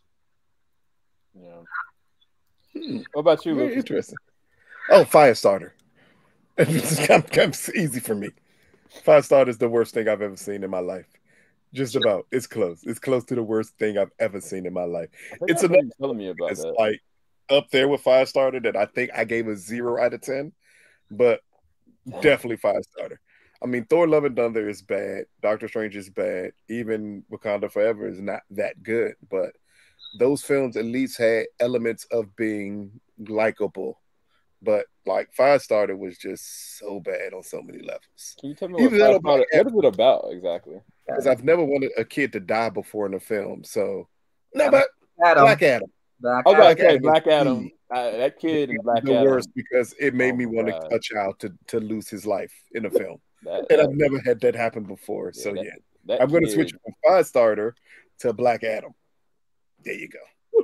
I'm not even going to question. Let's get to our number ones, gentlemen, which I'm pretty sure none of these will match. No, I don't think so. I don't think so anyway. Well, I was going to mention one other thing. In my top movies, I think that were done this year is I thought that the foreign film Close was one of the best films I've seen this year. Just to put that out there. As far as you all never let me know what you thought about The Nanny, which I still absolutely love. But oh no, it was great. My top 10. The Nanny was great too. It didn't make my top 10 either. But 13 Lives didn't make my top 10. I absolutely love that movie too. I'm curious to see if The Brother shows up on your list. I'm gonna leave that alone though. Anywho, my top movie this year is a bit of a surprise, but it is my favorite film this year, and it is The Batman. Batman is my favorite film this year. I could put this in and watch it over and over and over. And this movie came out in March.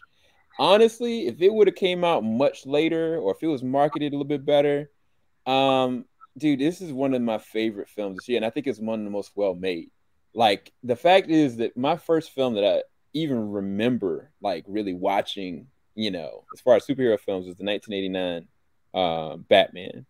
And like, I've seen multiple different Batman since then. I've seen all different animations, but the way that they handled noir, the way they handled this perspective of Bruce Wayne and Batman, as well as all the other characters involved, the cinematography, the score, the scope, all of it. Like, this, I don't have any negatives about this film. And I can give some nitpicks about certain things that they kind of added in to say, oh, shoehorn like a certain character that may be coming or may not be coming. But as a film, this is one of my favorites this year, undeniably. And I think I actually own like 3 different copies of this. I've got the steelbook, got a special edition, got the 4K version. I think I gave a 4K version away to somebody else. I will always champion behind this movie. Will it make the top 10 best picture? No, it will not. It wasn't marketed enough for it. And this movie has been long forgotten, unfortunately, as far as the Academy is concerned. And not just that, it wasn't adjusted with any of the other associations. But for me, this will still be always my favorite film of 2022. So, yeah.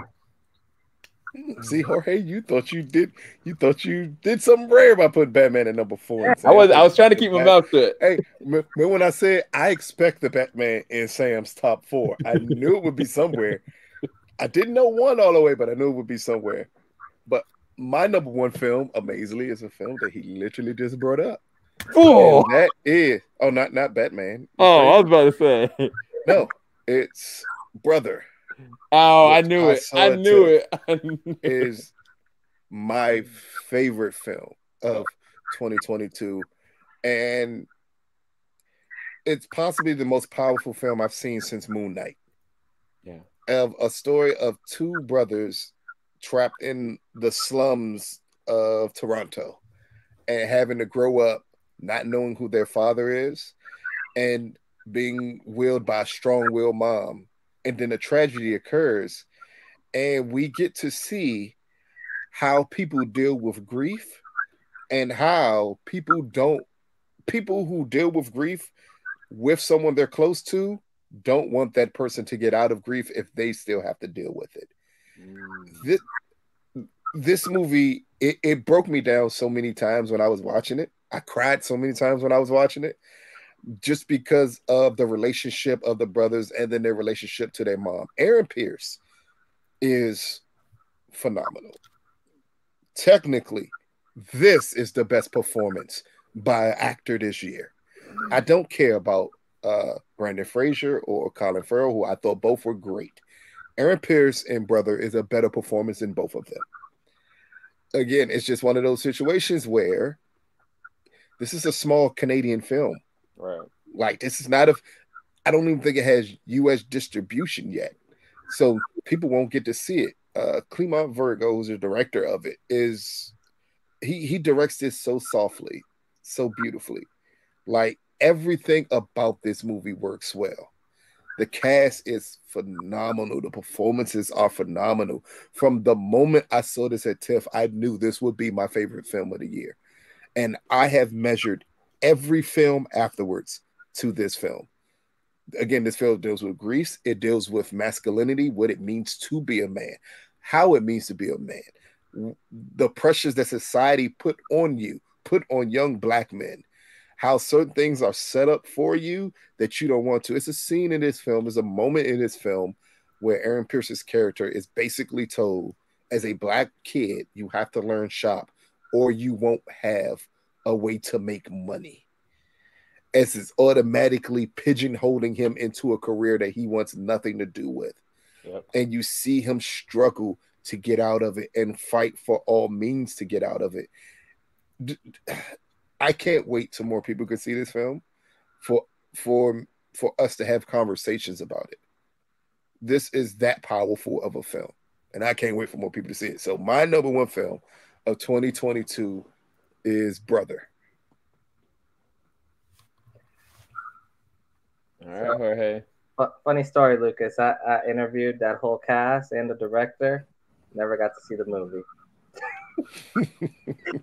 But just by interviewing the cast made me want to see the movie. I just didn't get a chance to see it at TIFF. I made sure I knew nothing about it. I went into this movie blind. I saw the cover, and some just compelled me to say, I have to see this movie.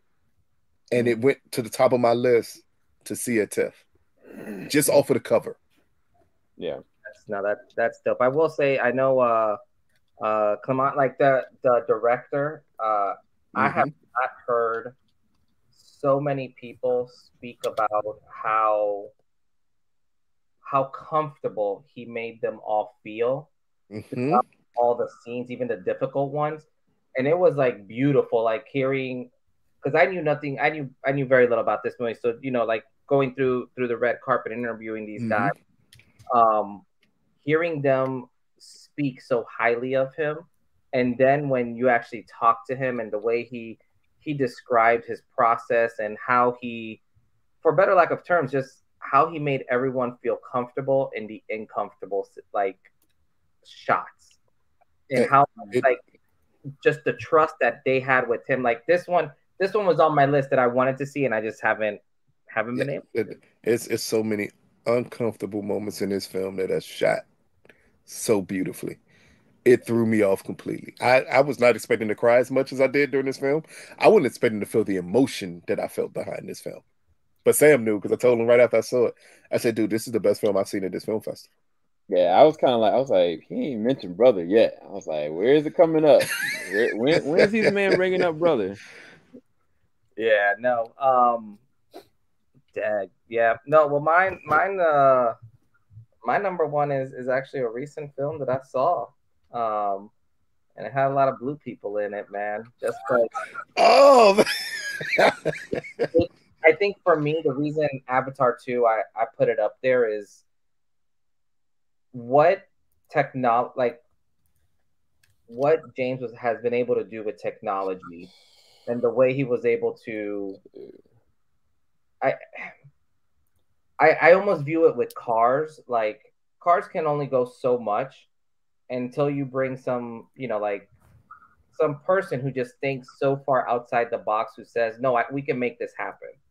And then you have Tesla come out.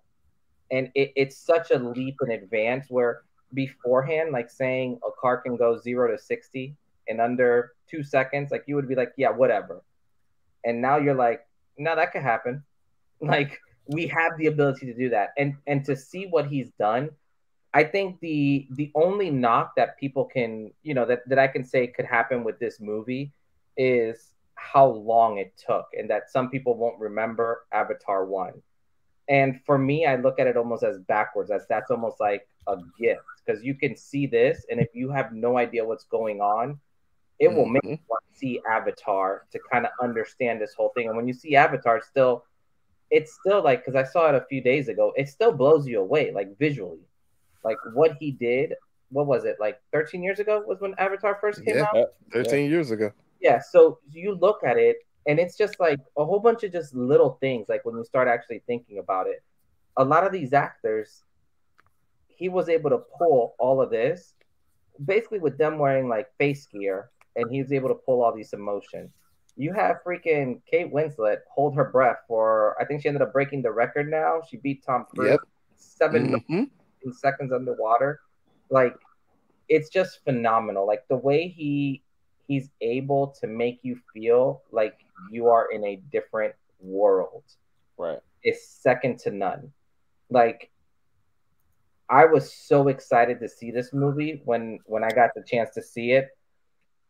And at first, like when I put on the 3D glasses and all that stuff, like I'm thinking, all right, like let's just see how truly, like, why we had to wait so long. And then you start seeing the film, and it's weird because you have to almost, like, there were a few scenes where I had to take off my glasses for a second just to yeah, adjust. Yeah, like just mentally you're just like, I'm literally in a different world. Like I feel like I'm in a different world. The way it's shot, it's just, and I think Sam, you alluded to earlier how even with the frame rate and change, like your mind knows that it's happening. Your eyes are just trying to truly understand when it's happening. And it just it's a like it messes with you. But I think this movie, for me, it's number one. Just it's entertaining. Like I enjoyed it from start to finish. It's a long movie. I never once looked at my watch. Like when I watched Black Panther, I was looking at my watch many a time. Man. And I think for me, it's something when nowadays when if a movie is more than 2 hours, like you're just like, this movie was like 3 hours and it went by quick.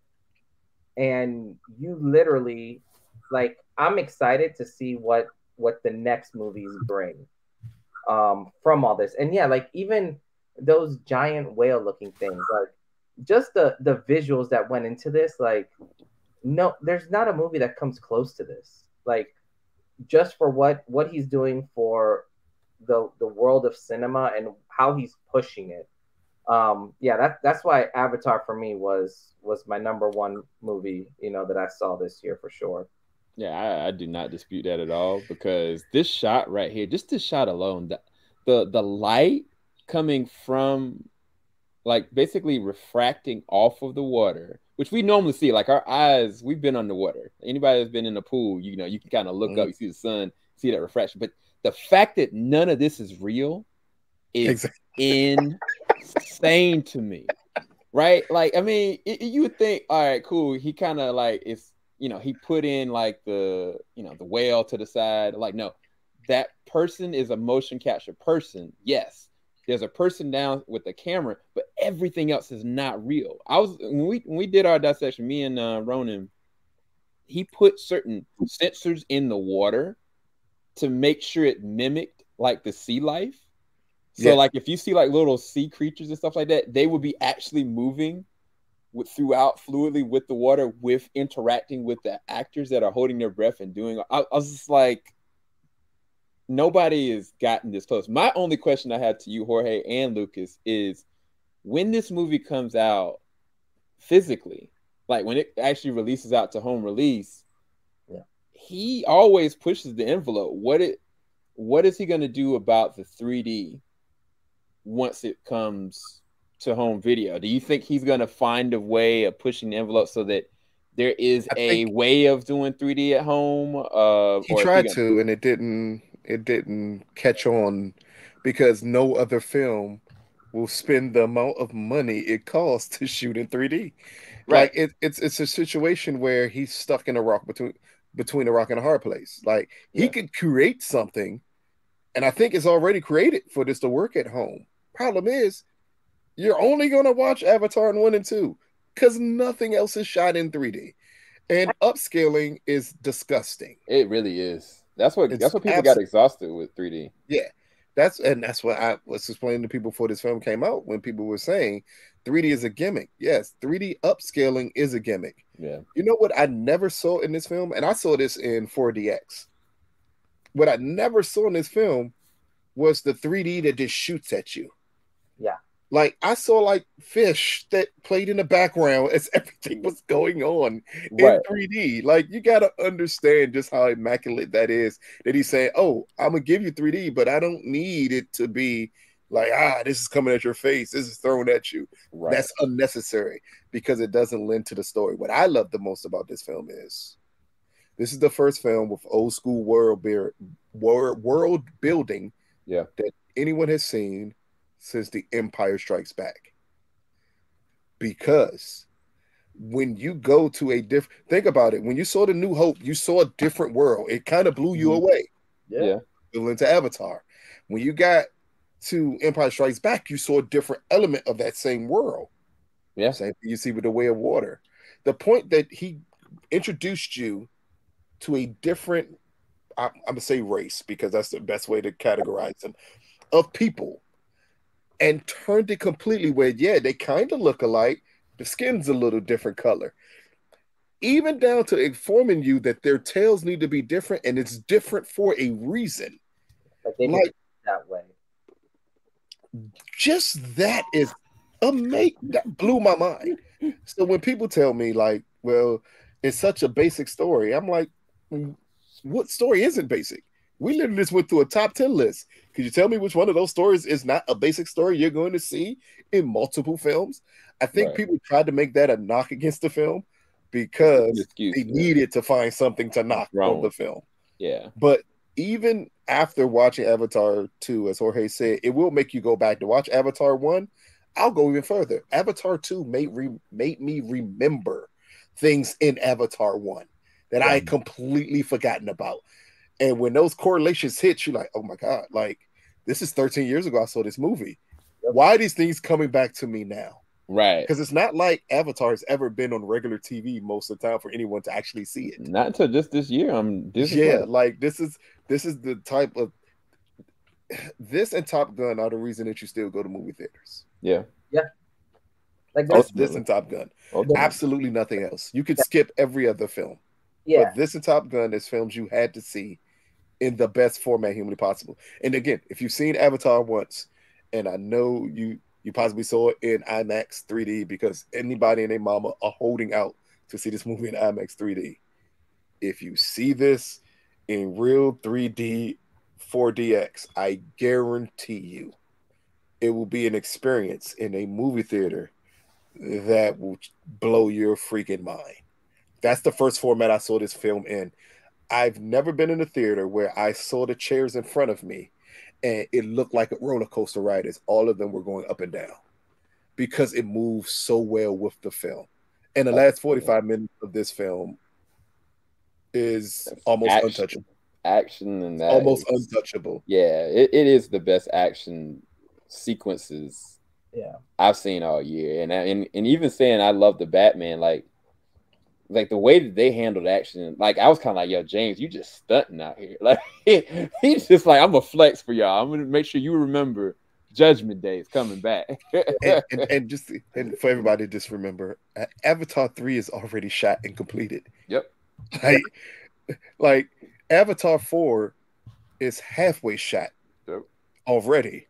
Like it's set up where once this film does whatever it does in 2024, when you get part 3 and the continuation of this story, which is again old school world building, you don't need to have one character show up in multiple films and television shows to build out a universe. You can literally do it in one film and go to the next film and build it out the way we used to have to do in cinema, instead of having average films with average television shows help build out a universe. Like, just pay attention to everything that he does, because this film introduces you to so many new things, so many new creatures, so many new characters, a completely different side of the world from what the first film gave you. And that's important to see because, again, you're dealing with someone who is the best director in Hollywood. At this point, you can't even fight it anymore. Like, beyond his movies making the amount of money it's made, no filmmaker has been as groundbreaking as James Cameron. And you can exclude Avatar, because I could have said that before the first one and said, hey, name me a film that's as groundbreaking as The Abyss. Then name me a film that is as groundbreaking as Aliens. Then name me a film that's as groundbreaking as Terminator 2. You can't. That's what he does with film, is that he pushes the envelope because he's not satisfied with what everyone else does.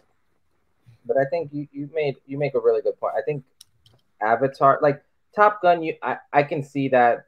I can see that movie at home. Like I can put a big picture on and see it at home. Avatar 2 is a movie that, will I see it at home? Yes. You won't experience it like you will at home. Yeah. At home. And I think that's what he does and he creates, that I think and I'm looking through my list that no one in my list has been able to do. He literally makes it so, yes, you can still see the movie, whatever, at home. But if you want the full experience, he's putting butts in seats in a theater again. Because people know, like, you're not going to have the 3D glasses at home. Like, how many people have a 3D projector? So to actually encapsulate what this movie is, like, I truly agree. Like, everyone is walking and he's just like running laps around them right now when it comes to advancements. And I think, like, them blue people, man. Blue people kind of took for this year. You got exactly. Yeah, exactly. But and for everybody questioning, this is why he said this is the worst investment you could ever make in movie history, because he understands it costs a lot of money to do something like this. Like, this is not cheap. Yeah, you can create millions of those other people films, but to get to what you had to do for Avatar, it's gonna cost you a heck of a lot of money. But once you pay it once, you never pay it again, because it'll pay for itself, as every other studio will now license whatever he's done to make their films like they did with the first one. Yeah. Now this, even though it's number 10 on my list, clearly it's further down than where it ended up on Jorge's list. No, but yeah, I think when you look at, I think this is more for what the movie overall did, you know, because I think all of our lists were all very different. Like, yeah, I think in total we had what, like 3 movies that all of us had the same, 3 or 4, because I know we had Batman. 4 for me and Sam, and then 3 for, well, 3, yeah, because you and Sam both had Batman. Me and Sam both had everything, everywhere at once. So yeah. And then y'all had the Woman King. Yeah. At 3, you had it at 4, but we all had Top Gun at 2. Ridiculous. Very unique because, you know, for me, when you look at these top 10 lists, like there was nothing for me came close to Avatar in terms of how it, like, there are some movies that made me feel a lot more, but this movie just, like, I literally escaped, and that's what movies are for. Like, you go to the movie to escape. And this was one of those movies where I was just like, holy crap. You know, like I'm in a completely different world. Yeah, I feel like the more I watch it, like I haven't seen it in 40X. I've only seen it once, and not even in true IMAX. I just saw it in general IMAX. I haven't gone to Smithsonian and seen it yet. So I feel like the more I watch this, I don't know if it's gonna make my top 10, but it could. It really, I mean, this is two films short of it. But this is why at times you would get reviews from all 3 of us, because our takes and what we pull away from things. Keep in mind, I reviewed the Batman. It's clearly not on my list at all. I reviewed the Menu. I know if my head, I gave that a 6.5 out of 10. Something like that. Yeah. Like same that I gave a Pearl. But again, I hate when people say that for critics, us, that, well, it's just your opinion. That's true. But based off of what we see per year, how many times we break down these things, it's still an educated opinion. But that doesn't mean we all feel the same thing from films, because at times we go into it for a different reason. Yep. Like my top film, I clearly went into it, and it encapsulated to me what it meant to be a black man and the way society views you. Yeah. Avatar is the perfect escapism type of film. Yeah. And Sam wants to be Batman. Shut up. So it's like you see the difference between all of us. You see the difference between all of us and why we come to these different conclusions about things, which again, that's what makes it great when we can do these type of lists, so you can see the difference. So you can see all 3 of our reviews on Woman King. You can watch all 3 of our reviews on a film and get completely different things out of it. Yeah, for sure. Yep. Well, I think that is a wrap, everybody. We'll be back. We may be trying. It's not going to be by the end of this year. It'll probably be the beginning of next year when we're trying to do our top 10, maybe top 5. I don't know, for TV. We're going to try to figure out how we're going to do TV, because, you know, we did that last year too. But that's going to be interesting. Yes. So we'll wait on Far that. From Heaven is definitely going to be on the list. Hell yeah. It's Under the Banners. I have not gotten the show right yet. Okay, you I know it's the Old Man too, right? You finished the Old Man, right? The Old Man. Okay. I don't think that would be in my top 5 though. That wouldn't be in my top 5 for television though. But you know what will be? Emily in Paris. Every year, Emily in Paris will be in my top 5. Where is the outro at? I swear, if these men start talking to me about Emily in Paris, I'm gonna cut it all off. Falling off the top of